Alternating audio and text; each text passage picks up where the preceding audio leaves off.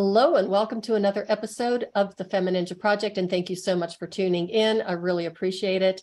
And as always, I have a fabulous guest with me today. His name is Michael Martin, and he is a certified crystal healer, meditation guide, author, host of the Project Mindfully Outdoors podcast, and healing guide who lives the adventure of the wilderness. He is also an avid outdoorsman and sportsman who experienced a perfect storm of life-changing events which caused him to retreat into the wilderness, where he could begin to work through the depression and anxiety struggles that had plagued him his entire life. And he now coaches others to do the same by embracing the adventure of healing. Mike, thank you so much for being here and welcome to the show. Well, thank you for having me. I'm very excited about this opportunity.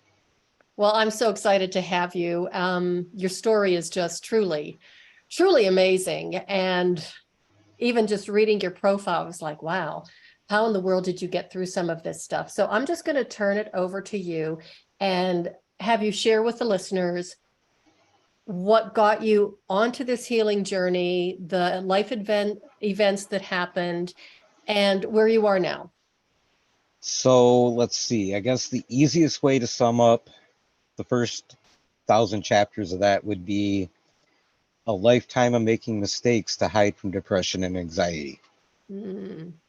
And throughout the course of that led me through 2 marriages. First one was kind of one of those things that happened. And we had a kid in there. And when that one fell apart, kind of made me really feel like I was a failure. So instantly I jumped into the second one. And that ended up being 1,000 times worse because that was me being on the receiving end of all kinds of emotional abuse that kind of piggybacked on all the depression and the anxiety. When that marriage finally came crashing down, I was left homeless and completely broken. And at that point, it was like, man, this depression and this anxiety that I've been running from is just tore me apart. And it got to the point where in the initial moments of that, I was living out of my truck and also deer blind. And the last conversation that I had with my second ex-wife, the last thing she said face to face to me was that I had nothing to offer anybody or anyone, including her or my kids. Oh. And that took me back to the deer blind, and I spent the night trying to end my life. And when that didn't work the next morning and I woke up, I kind of stumbled back out to the truck to go about life like nothing happened that night. And I turned on my favorite podcast, which was a hunting-based podcast. Just happened to have a stoic author on there. And when he started spitting out quotes about how adversity is nothing more than an opportunity to showcase who you truly are inside, it made me stop and think. You know, if I would have died the night before, that's what the people that were important to me, my kids, would have been left with, that I was good for nothing. However, getting up and trying to get back on my feet changes that whole narrative.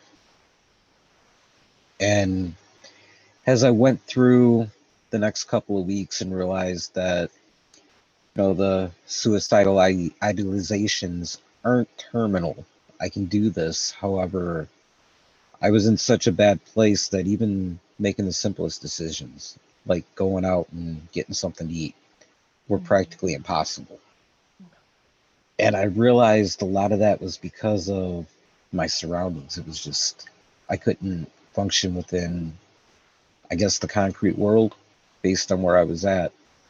And one day I stepped out into where I feel comfortable, the outdoors.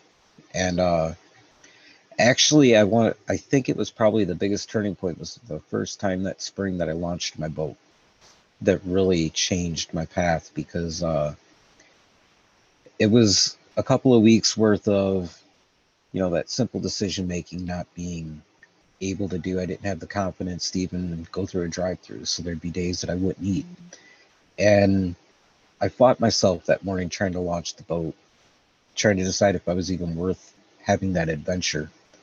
And when I did, 2 hours later, I I remember looking back and seeing the shore fade off in the distance and realizing that was a major accomplishment. And because I got out there though that day, I got blessed with another reward, because there was always a fish that was on my I want to catch list that I'd never encountered. And I just happened to be out fishing after a couple hours sitting out there. I look over the side of the boat and there's a massive long-nosed gar just swimming next to the boat. And, I toyed around for a couple of minutes with him. Then I said, he's not going to bite, so let me go somewhere else. And he ended up following me. And after toying with him for another 15, 20 minutes, I finally hooked into him. And we had this amazing 5-10 minute fight before, just as I reached over the boat to land him, he jumped off the hook. But it was like that little moment that I realized that, up against all that adversity and all the struggles in the concrete world, I may be falling on my face, but I get out here, I'm safe, I enjoy what I'm doing, and I have a place to showcase to myself that skill set to function is really there. It's almost like a level of mastery that we all can find within a hobby or a thing that we feel comfortable doing. So you've always then been an outdoorsman. And because of the depression and your life living situations, you were not going out into the wilderness as much. Is that fair to say? No, I was still going out. And yeah, I grew up doing the hunting and fishing stuff with my grandfather. Mm, Now, as a kid, he had a massive stroke, so he wasn't able to go out anymore. And subsequently, I shifted out of that space. Years down the line, when he finally ended up passing away, I went back out and started doing these things to chase those memories. mhm. And now living out of my truck, being homeless and bouncing back and forth, it kind of changed the reason I was going out engaging in the fishing, the hunting, the hiking, the Mhm. camping, the connection, and looking for inspiration and trying to figure all this stuff out became more the focal point. Mhm. Okay, I'm going to get a little bit woo-woo on you, and that really isn't my style, but it just, sorry, it's popping out, and I don't know where this is coming from. But all I could think of is you in that boat and that fish swimming alongside you, toying with you, and somebody who would be thinking maybe in a spiritual realm or maybe even the metaphysical is, could your grandfather have sent that fish and said, okay, you need to teach him, what life really is about? It is a really good possibility. And, I mean, at that point, I was still really almost blank and just kind of Mhm. on autopilot. But after that, a couple days after that, actually, I picked up one of those counseling apps and Mhm. got into counseling and started really learning how to handle the Mhm. depression, how to kind of tackle the anxiety with in the structure of that safe space that I feel, and going outside and doing these things, Mhm. because we kind of look at things in context differently within our day-to-day life in the concrete world. We're supposed to have the ability to get up and do these things, Mhm. and when we struggle, we get caught up in like a narrative that we really beat ourselves down, and we forget to look outside of the box and realize that in these things that we enjoy doing, these hobbies we have, we're teaching ourselves that we have the skill set that can be adapted into different aspects of life. Like if you're somebody that I guess kind of struggles with the idea of getting up and being around people because you're afraid, I'm going to put my left foot in front and end up falling down because I'm used to my right foot leading. Mhm. You get out in the woods, I'm setting up camp, and automatically I know what to do. I don't second guess myself. So if I, at some point, kind of that trigger flipped in my head where I'm saying to myself, if I can do this out here, I don't have to worry so much when I'm in the concrete world about putting my left foot forward and falling down. I can do these things, and it brings out that level of self-confidence. Mhm. I love how you phrase that, the concrete world, because that seems like even we're living more and more. It's like the concrete is actually starting to expand, and that's really not the way it's supposed to be. Well, nature is supposed to expand. And it seemed like I live here in Denver, and there's so much construction going on that is, I even told my husband, I feel like we're being boxed in.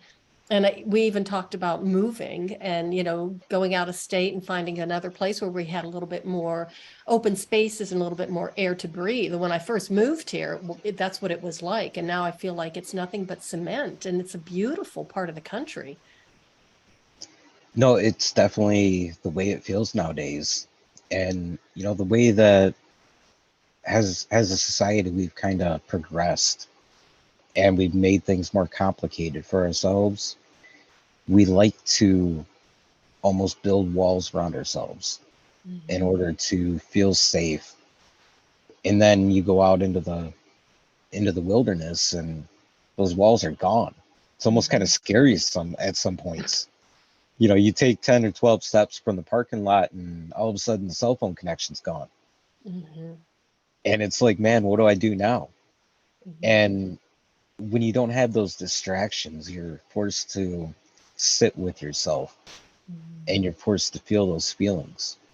And I feel like, a lot of the wilderness gets sucked up because that's just outright scary and foreign to a lot of people. So Mhm. let's put up another mall where we can go and look at a distraction and we don't have to deal with all these things. Mhm. And, it was kind of funny because I was sitting around the riverbank this morning fishing and I was putting together this little piece while I was staring at my line and just watching the little ripple of the current against it, thinking about how, when I'm walking through the concrete world, there's a distraction everywhere I turn my head. So I don't have to think about those feelings. And a lot of the time we get caught up on being fearful of our feelings because we're not sure how we're going to respond because we don't know how to, because we get caught up in those different distractions. If you sit there in the simple aspect of things like staring at the line or the bobber in the water and watching that little ripple, it's a helpful reminder that whatever feelings come up at any given moment, they're coming at you from upstream, and the current is going to make them sit there for a minute, just like the ripple of the water against the bobber, and then they drift away, and you're on to the next thing. But it gives you an opportunity to practice internally how to process that feeling and how to understand why you're having it. I love that analogy.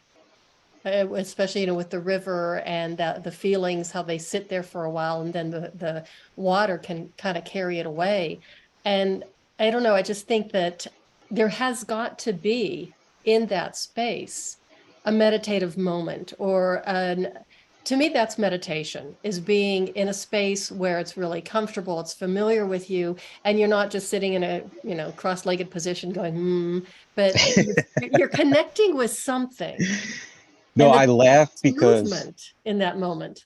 I'm laughing because that brings to mind how I got involved with meditation. I want to hear that. Is it's ironic because it was one of those, counseling therapy phone call sessions where I was asked about my sleep pattern. And me and sleep are horrible friends. We're not even on a first name basis. So, she recommended meditation and I laughed just like that and was like, that's not me. I'm not shaving my head. I'm not going to sit Indian style and go, and whatever else, let alone pick up one of the old school CDs from like the 90s or whatever. And then after that session, I got up and I went around back and I pulled out my bow. And I thought about it as I pulled back and I'm staring at the target. I'm focusing on my breathing. My thoughts are slowing down. I've done this for so long. and never put the two together. Mhm. What happens if I put my bow down and I just sit here on the lane and I just focus my breathing? And that was where it all started. And I took that idea as really the very first major stepping stone on how I progressed from being completely lost and feeling terminal and everything was going to end, essentially being the victim, Mhm. and started to develop a new narrative. Mhm. And that, I think the timing around that was probably somewhere around the beginning of deer season, or maybe when I was getting ready for it. And Mhm. going out in the woods, sitting in a tree stand and watching a deer. Actually, the story I'm leading into was probably a couple years ahead because it was just the season that just passed. But I'm standing there and it's, the height of the rut and it is freezing cold. There's a snowstorm going on and this beautiful buck comes through. I ended up naming him Longhorn. I had never seen him before that morning. And I didn't shoot at him because for me, I've got to have some kind of connection story to be able to take a deer. Now, I stood there and I watched him and I'm thinking to myself, man, I call myself a hunter. There's a perfect shot right there. He's taunting me. Why am I not releasing my arrow right now? And then I thought, and I'm like, wait a minute. If this is the first time we've connected, there's a reason. And at the time, I was battling some anxiety. So it made me think about the fact that a deer, their place in the scheme of things is they're pretty much the walking menu for every predator on Earth. Mhm. Mhm. And yet, here we are in the middle of the rut. So Longhorn has a job to do. He has to go out and reproduce his species. And it makes him think a little less, and he's a little less cautious. However, he knows in the back of his head that he doesn't have to necessarily be fearful because he's got the skills on, at the flip of a switch to be able to either meet said stimuli or run away from it. Mhm. And that was something that I really thought about because I don't know if it works for everybody this way, but anxiety to me at times can feel like a life threatening situation. Mhm. You're sitting there and you're the one with your head down grazing in the grass, and the coyote or whatever is just off to the corner getting ready to pounce on you. Now, granted, an anxiety attack isn't that dramatic in reality when you Mhm. step out of it. But to see the inspiration of Longhorn or any other deer out there doing their natural progressions of life, their natural work, even with those things lurking at every corner, Mhm. tells me that if I step outside of that story of anxiety and self suffering, I can do the same. And not only Mhm. can I just do the same, but I can do it to the best of my ability. Mhm. And therefore, I can start to build a new vocabulary to remove that anxiety a little bit. I just love the connection with the animals as an animal lover myself, and who've had quite a few healing moments, especially with the elk up in the Rocky Mountains. I've had a couple of incredible experiences that were the timing was perfect when I just really needed it. And of course, I'm not a hunter, but I am an animal lover. And there's just so much of that connection and how much they can teach us. And just for the listeners out there that might be thinking, oh, hunter, what we hear about hunters, they're bad. They just go out and they shoot everything up just willy nilly, is to understand the sensitivity that the hunter has for the prey, and that there is really a connection, and there is an incredible amount of respect that the hunters do have for the animals. And so for those of us like myself who likes to think that my meat is actually just grown in a little cellophane package, and that's, yeah, it doesn't really happen that way. I love the fact that you brought that up because a lot of what I do is kind of revolves around the North American model of wildlife conservation, Mm. except it's turned inward. because the whole system is developed to protect the species and the animals that we love, we respect, and we go out and we pursue. However, there's so many things within that document that if you sit and you look inward or you look in a mirror, you can realize that all these different practices that hunters and fishermen and women use when they're in the field could really go a long way to helping me progress and move forward. And a great example of that is back in, the Daniel Boone era, when everybody was out hide hunting.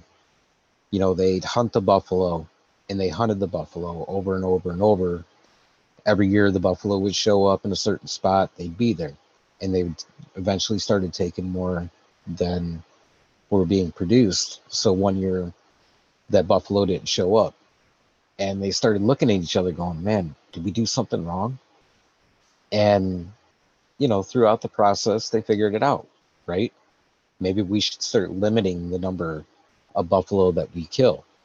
Well, it took a mistake in order to get to that point. And the fact that they were able to problem solve and sort it out, go back and correct that mistake, and bring out the conservation principles, practices, and ideas is something that a lot of us overlook within our lives. I personally can sit here and have this conversation saying that up to this point in my life, I've never been perfect. I've made mistakes. I've made drastic, mistakes. In fact, from my first marriage, like I mentioned, we had a child, we had a daughter, and I lost touch with her for many, many years because of that. I'm a failure narrative, and I don't deserve to be your father, and so on and so forth. Well, that's a drastic mistake. And that's one that a lot of us out there unfortunately make. And then we always feel like, I wonder if I could. I wonder if I should. Well, the conservation practices that we practice in the field tell you that you most definitely can, should, and are worth going back and correcting any mistake that you've made throughout your life. Whether it's that extreme of an example or it's something simple that you've done to yourself. It's okay. Mistakes happen throughout not only our lives, but, just in the world in general. They've happened throughout history. And it's that willingness to explore, see where maybe your thoughts were not in line with what would have been the better choice at the moment. And realizing that you can go back and just like the buffalo, we still have a couple of healthy herds left because we put those practices into motion, and realize that it's never too late for you to do the same, no matter what it is. With my daughter, it's been 2.5, almost 3 years now since I approached her. And granted, I felt like Davy Crockett standing in the Alamo that morning at the park. In fact, my first joke or words was, if you stab me and throw me in the river right now, I'll totally understand. Now, how old was she at the time? She was almost 10. Okay. So, needless to say, we're having this conversation. I didn't get stabbed and thrown in the river that day. But what came out of that was a beautiful relationship that's been growing ever since. I love how you said that about how we all make mistakes. And that's part of life. And if we feel like, oh my gosh, I made a mistake, I'm a rotten person, and we beat ourselves up, we're just actually putting ourselves into like this box that we can't get out of, because that message just keeps playing again and again in our minds and in our brains. It does. And that ties into that idea that as humans, we're kind of hardwired with this idea that we enjoy self-suffering. So we love to jump at any vocabulary out there that we can add to the narrative of self-suffering because it's comfortable, it's safe. Hey, if I'm going to put one foot in front of the other and fall down, then why don't I just lay down on the ground right now? That prevents the fall and any additional pain, right? Right. And it's the same concept. Is we go through life, we build up these practices, and we allow the external distractions to make it okay. Mhm. Now, a lot of the conservation idea is doing the opposite of that, going against human nature and saying, yeah, I'm going to probably fall when I take that next step. I might scrape a knee, but Mhm. I'm going to get back up and the pain's going to go away in a minute. I might have to tell myself, oh, that hurt, but eventually I'll say to myself, hey, that kind of feels good that I'm walking now. Mhm. And it's a practice.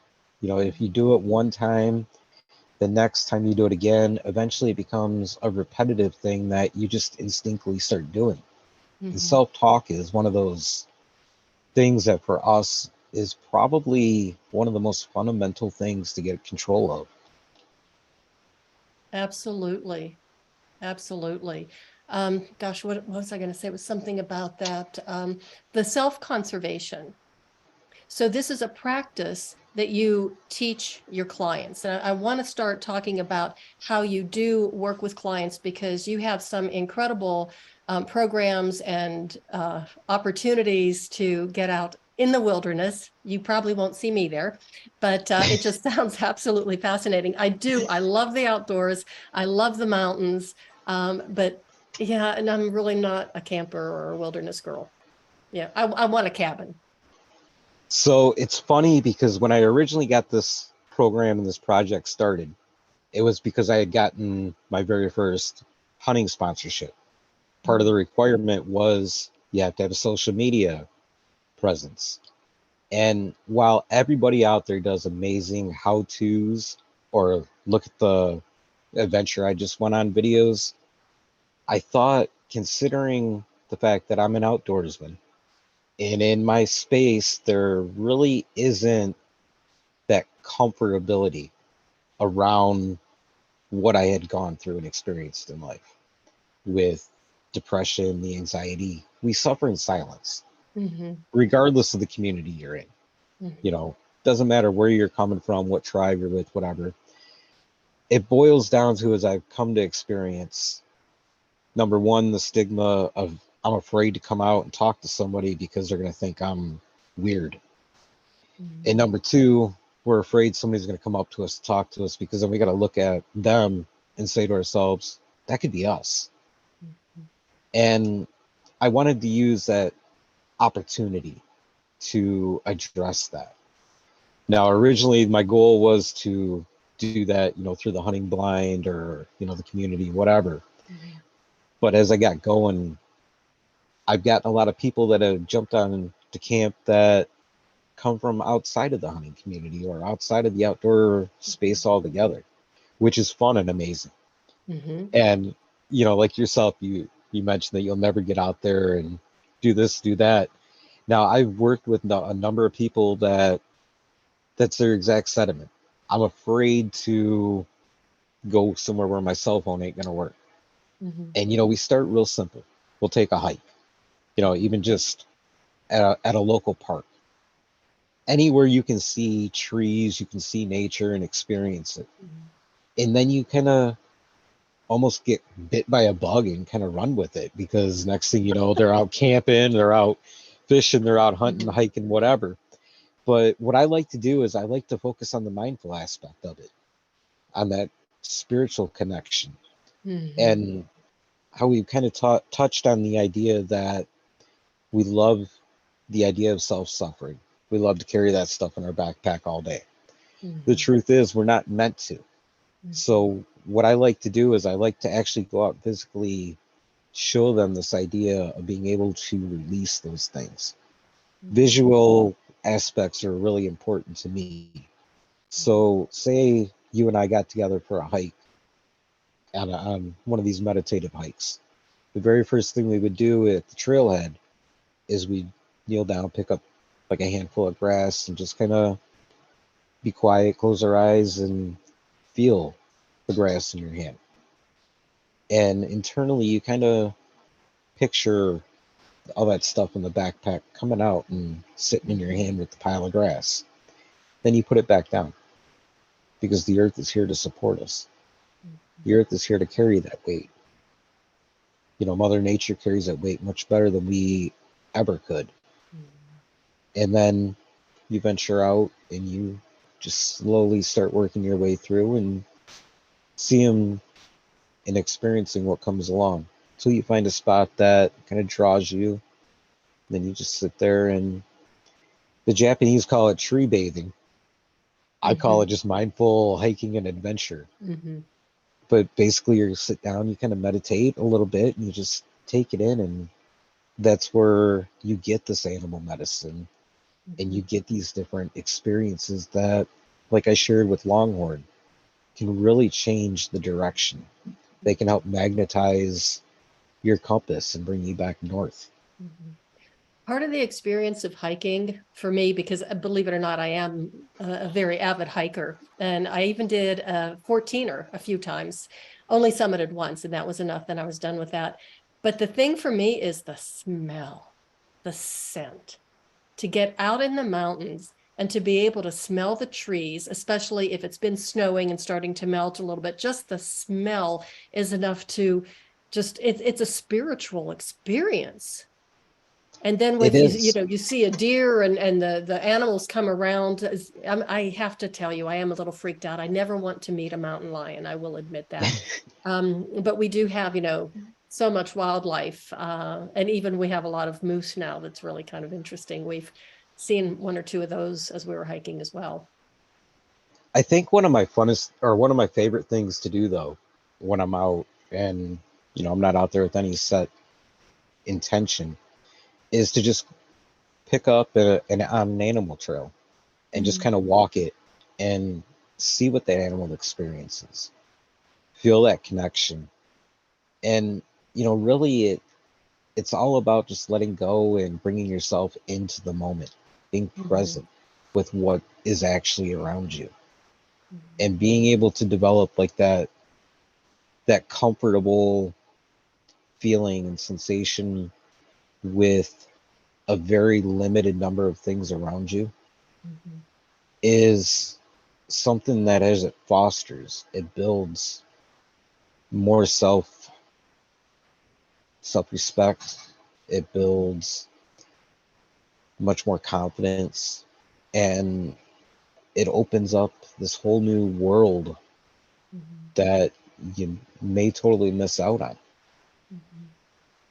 And it's really important to be able to put that cell phone down and to experience what's around you, right? Yes. And as I shared with you before we started, it's important to not try to shoot video while you're next to the water, trying to make a fishing video. Yeah, because that didn't work out so well for you, did it? No, not so well. Good news is we got the phone retrieved. However, bad news is it was not getting that video back. Yeah, and did you get the fish? I did get the fish, though. Oh, well, that's good. So when you work with people, do you work with people one-on-one? Do you have, like retreats? Do you have events? Do you have programs? How do you work? Because you coach people. And I love the message that you're sharing. And I love your approach because it sounds so organic. It sounds so based on nature and how we can communicate with nature, and then we can communicate better with ourselves and eventually then with others. So the way that I do it is a lot of one-on-one stuff. If you're local to me and we can make that kind of connection, I love to get out in the field and, whatever it is you want to try to explore or experience, we can make happen. However, nowadays we have this beautiful thing called the interwebs, right? And through Zoom and everything like that. And, if you're not in my area, I love connecting, and we can put it together as far as exploring guided meditations and different things that I can teach you that you can actually go do in the field. And then, we get back together and we see how that goes. And it's all about the support. Well, the support and the guidance. So I'm sure everybody's guessing or they're wondering right now where you are. So just share where you are located. I'm actually in the greater Detroit area of Michigan. And one And does not think of the great outdoors when they think of the area Detroit. no, not necessarily, but you're never more than what is it, 20 minutes or 2 hours away from some body of water, regardless of where you're at. I have my oldest sister is actually from Royal Oak. She lives there now. Okay. She's outside of Detroit as well. I've never been there, but I understand it. It's absolutely beautiful. It is. It's a beautiful area. It's a nice mix of concrete and still wilderness.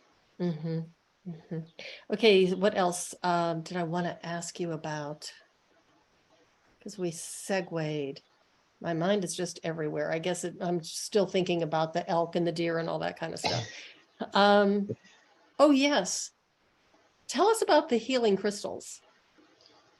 Well, the healing crystals, Because I it's have to, kind let me of, interrupt you just for 1 minute, because when I saw your profile on the outdoorsman and the sportsman and the hunter, and it was like, where did the healing crystals come in? Because it just seemed a little bit like a disconnect almost, or it was a big surprise. it's actually a funny story how that part came together, because that was one of those things that I wasn't intending. Then again, I haven't been intending any of this to happen. And I signed up to actually do some meditation training, and that was kind of worked in there was, at the end, I had this certificate for crystal healing as well. And Okay. to be honest with you, I had no real interest in it before I got started. And for me, the crystal concepts, I've kind of worked into other physical aspects, like I'll pick up, say, a bundle of sage, because what I've gathered out of it is it's all about being able to focus the energy. And not all of us are really comfortable picking up a crystal or rock and being like, hey, I'm going to put everything I've got into this and let this have whatever is bothering me right now. So it could be that, or if I'm really in one of those moods, my big giant rock my son found me. Ooh. I mean, this, and then this here is my kind of like little go-to guy. Mm-hmm. But it's all about having that ability to channel the energy, regardless of, and at times, yeah, I do make it a lot of fun. And, just like the little show and tell thing here, it doesn't have to be as serious or as structured as what one reads in a textbook. Those are accumulative ideas. Part of spirituality is this ability to go out and write things that work for you. It's this ability to go out and explore. It's almost like what's the analogy that I like to use? The choose your own adventure books. I know that dates us, but from when we were Right. kids and all, you read this here on this page, then you turn here if you want to go left, and blah blah blah. But it's the same exact idea. None of this stuff is textbook to a T. You've got to be willing to explore, and you got to be open to adapt and pivot and shift and pick this up from here and grab this little stick out of the woods and so on and so forth, and make them you. And that's where the fun of all this comes in, because it doesn't have to be we've got these stone faces and we're all frowning all the time and we're just let's get things done. It's all about the final product. Well, what happens when you go from the raw materials to that final product? For some kind of process. Well, I love the fact that you are highlighting that it's not textbook. It's not a set of rules that we all have to learn and a set of steps that we all have to do, because we are individuals and we all have different backgrounds and different wants, needs, whatever. And some things will resonate with one person that just doesn't resonate with another one. And I love the stick thing. I actually have a bamboo stick in my car that I oftentimes when I'm driving, will just reach out and touch the bamboo stick. And I have no idea. It started with classes that I was taking from actually one of my ballet teachers that got the dancers hooked on bamboo and what it represented and stuff. So I don't leave the house without my bamboo stick. It's like my partner or my, like my dog or something that I have in the car with me at all times. It's really funny. No, it's not that. It's funny because I'm the same way. I've got a copy of Meditations by Marcus Aurelius that goes everywhere with me. Mhm. I think I probably own about 4 or 5 copies of it, Oh, but I've wow. got one that's designated everywhere. And that's because that was like the book that all those quotes originally came out of, that really resonated. Mhm.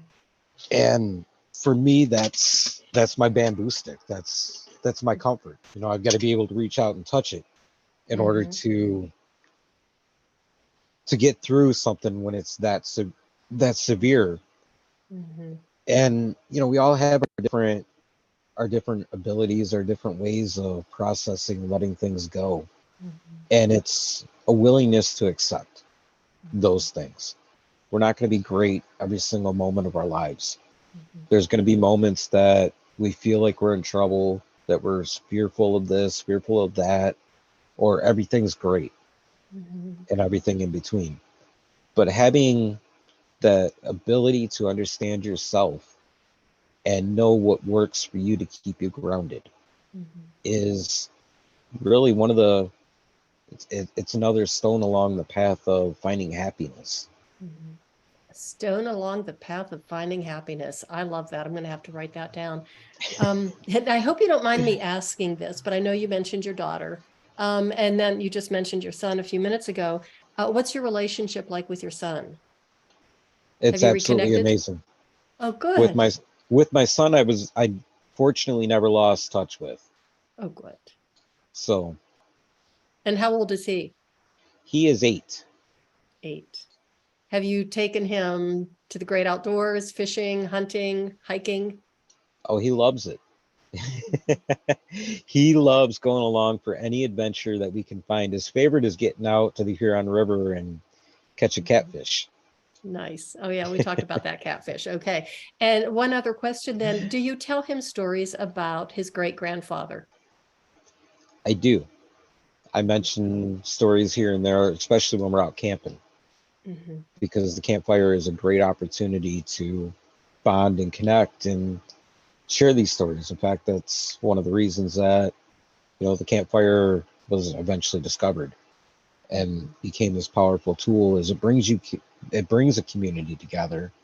It Mhm. brings people together to share stories, learn lessons, and Mhm. all those good things. And being Mhm. able to do that, regardless of who it's with, is a very special type of moment. Mhm. I was a Girl Scout and we did go camping. I will admit we were camping in tents and not cabin, in tents.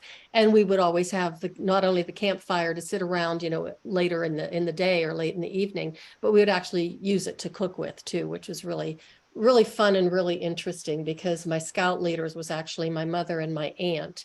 Like we never saw enough of them. But we have some great memories of some of the things that we did when we were doing it. And it's enjoying those grip and grin moments, being able Mhm. to reflect on those when Mhm. you're having a harder time. And the grip and grin, it's kind of one of those terms that we throw around in the outdoor space. We'll catch a fish or we harvest an animal, we snap a picture of it, post it on Facebook. But those are moments that we get to enjoy every day of our lives. And when you look back at the memories that you have that fall in that category, it can be something to say on a day that you don't want to get out of bed Mhm. because you're down on yourself and so on and so forth. You think about those type of moments, the grip and grins, and you say to yourself, man, that moment never would have happened if I didn't get out of bed. Mhm. So it makes me wonder what happens if I get out of bed today. And Mhm. whether or not you want to, you force yourself to do it based on the energy that you had that moment and the curiosity to see what's laying in front of you. Mhm. Excellent. Now, you're also an author. So tell us a little bit about that. I mean, what type of, have you written a book? Are you working on a book? Is it your blogs? Tell us a little bit about that. Well, there's definitely the blog, which you can find at projectmindfulloutdoors.co. Mhm. And that's a lot of the life lessons and meditations and things that I've learned along the way. I do have a manuscript that I'm in the process of finishing up and getting out there, which ties into the idea of stewardship and conservation. Mhm. And the reason that I wrote the manuscript was because of the feelings that I had after dropping my daughter off from the first time that we went to dinner by ourselves together, Mm. and realizing that that mistake, it robbed me and her of so much time, but I've gone back and I've fixed it. And being able to inspire others to do that idea. And then it went a little bit deeper than that when I started writing it, because I thought about how I stumbled my way through it. I had to fight my way and figure it out as I went, because there is no almost roadmap of how to go about doing these things and doing them in a way that is beneficial for everybody. Mhm. And a lot of that kind of came from a combination of more stoic philosophy Mhm. and just real world practice and thought. Mhm. And I thought by combining the inspiration with the kind of how to was Mhm. something that would benefit not only people in those shoes, but also anybody in any walk of life that's looking for ways to better their situation or change how they feel about themselves. Mhm. When do you think, $1 million question here, when do you think or when do you expect the book to be published? I'm looking for probably the middle of this upcoming fall. Okay, I don't have an that's exact date yet. that's coming up. Are you in the editing process yet with an editor? I'm self-editing. I'm self-publishing everything. Okay, okay. Well, I'm really excited about that, and I would love, make sure that you contact me and let me know when you do publish. Absolutely. Okay, so just one more, how can people get a hold of you? You just did say the website, but I would like for you to say it again, as well as all the social media sites, how people can get a hold of you, how they can reach out, contact you if they have any questions, or if they want to work with you. How do they go about doing that? So everything, like I mentioned, Project Mindfully Outdoors is the social handle for everything, but it evolves into this camp of healing. So Mhm. I like to keep everything simple. Mhm. On all the social media platforms, you can look up Mike Martin or Project Mindfully Outdoors. Mhm. You can visit the website, which is base camp for everything, and that's Mhm. projectmindfulloutdoors.co. You can also reach out to me personally at Mike Martin at projectmindfulloutdoors.co. Mhm. And of course, all of these links are in the show notes and they will be forever and ever. But I really like for the guests to be able to articulate where they can be found so people can look you up and check out your website. Facebook page is great, by the way. I saw that today. So it's really Thank great you. job there. Yep. Thank you. Is there any like last pearl of wisdom that you would like to leave with the audience before we wrap up? Man, now you're stumping me because that's the question I like to ask everybody at the end of my interviews. Ha! I must have known that intuitively. I was meditating on that. All right. Well, let's see. I think I would have to go with probably one of Daniel Boone's most famous quotes, Okay. and that is the fact that we are never truly lost. Yes, Mm. we get turned around and bewildered in the woods for maybe 3 days. However, God never created anybody to be just lost and aimless. It is within you to discover how to get back on the path. You just have to look within and externally, and be willing to walk into the unknown Mhm. and explore it openly and honestly. Mhm. Excellent. I absolutely love that. Well, Mike, thank you so much for being on the show. I have loved this conversation. I love your story. I love talking to you. And I really hope you get a new phone because you're going to need one. Well, I got the phone taken care of, and thank you very much. I've definitely enjoyed, and I greatly appreciate the opportunity to celebrate my work and my story. Thank you. Well, really believe that your message and your story can help inspire and help a lot of people because there's mental health issues, especially in this time. I just never has seen so many people suffering. And I think a lot of times, even though we're talking openly about mental health nowadays and people are more comfortable with it, it still seems like it's out of control and people aren't getting the type of help that they need. You know, like I said, it was a podcast that got me started, and that Right. podcast left to a book. And then it kind of became my journey to start dealing with. But all these things are inside of each and every one of us. I'm nobody special. I'm just like Mhm. anybody else. Mhm. And you have to stop and you have to look. And when you do it, it's worth it. Mhm. And you just have to take those first steps, and those first steps are the hardest. That's all it takes. Mhm. Well, thanks again, Mike. I really appreciate you being on the show. You're awesome. Absolutely. Thank you very much. And everybody, thank you so much for listening. I always appreciate you. And please do share this episode. Share it with all your friends, your family, anybody you know that might be struggling, need a little bit of help and assistance. Please tell them about Michael's programs, about his coaching, and reach out to him because, as you can tell, he has an awful lot to say and he has such a gentle way of doing it too. So make sure you get out in the great outdoors because there is such a healing power of being in nature. So do connect with Mike and see if he can help you out. And that is the way of the FemiNinja.